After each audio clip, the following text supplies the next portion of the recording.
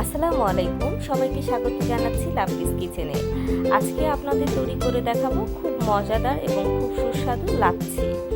খুব সহজে এবং খুব অল্প উপকরণ দিয়ে বাসায় আপনারা চাইলে লাচ্ছিটি তৈরি করে নিতে পারবেন। আসুন দেখে নিই এটি তৈরি করে নেওয়ার জন্য কী কী লাগছে। এখানে আমি বড় সাইজের দুটো সাগর কলা নিয়েছি। সাগর কলাগুলো খোসা ছাড়িয়ে আমি একটু কেটে নিচ্ছি। কলাগুলো কেটে নিচ্ছি যাতে করে আমার ব্লেন্ড করতে সুবিধা হয়। আপনারা চাইলে এখানে আস্তও ব্যবহার করতে পারেন।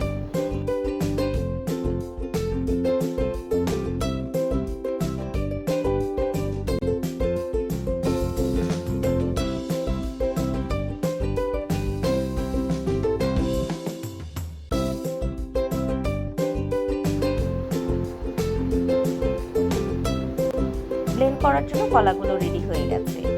এখন একটি ব্লেন্ডারের জগে 4 টেবিল চামচ পরিমাণ মিষ্টি দই নিয়ে নিচ্ছি। আপনারা চাইলে এখানে টক দইও ব্যবহার করতে পারেন, এতে একটু চিনি বেশি ব্যবহার করতে হবে। আমি এখানে ঘরে তৈরি মিষ্টি দই ব্যবহার করেছি। এর সাথে আমি 2 টেবিল চামচ পরিমাণ চিনি ব্যবহার করছি। তবে স্বাদ অনুযায়ী আপনারা চিনি কম বা বেশি ব্যবহার করতে পারেন। এর মধ্যে কেটে রাখা কলাগুলো দিয়ে দিচ্ছি।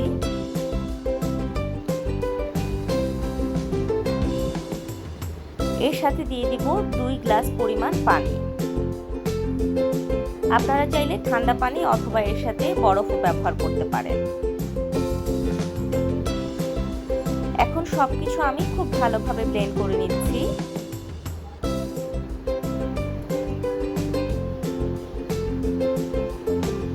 এক মিনিটের মতো ব্লেন্ড করা হলেই হয়ে যাবে।